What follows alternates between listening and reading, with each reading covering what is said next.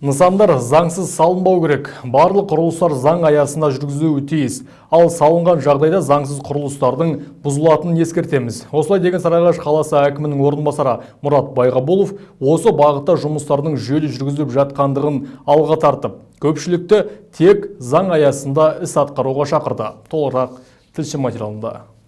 Қала аумағындағы Қапланбек кеден бекеті маңындағы мына бір нысан бұзылды, себебі құрылыс заңсыз салынған. Міне осылайша қазір таңда аудан әкімінің тапсырмасына сәйкес барлық құрылысы заңсыз салынған нысандар біртіндеп бұзылуда. Салынатын нысандар тек заң аясында құрылыс жұмыстарын жүргізуі керек. Заңсыздыққа жол берілмейді. Осылай деген Сарыағаш қаласы әкімінің орынбасары Мұрат Жандарбекұлы алдағы уақытта бұл бағыттағы жұмыстардың қарқынды жалғасатындығын жеткізді.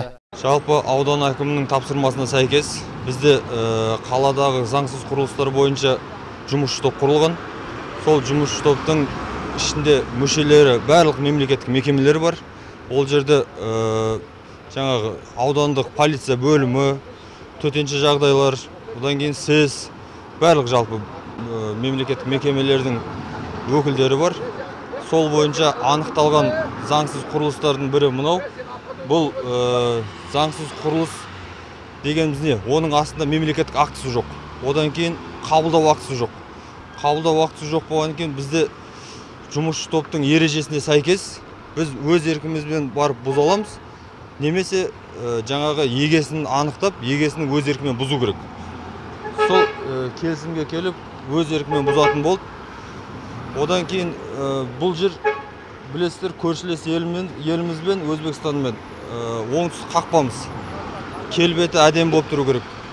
Небір жаңа шетел азаматтар, қонақтарымыз келеді. Сол себептен аудан әкімі жіті бақылауда ұстап тұрады, кеден бекеттерінің төңірегін. Бұл жаңа жұмысшы тобымыз тек қана бір бұлмен тоқтап қалмаймыз, ары қарата жұмыс жалғасып отырады. Анықталған тағы да 15 шақты заңсыз құрылыстарымыз бар қазір. Одан ары қарата жұмыс жалғасуда.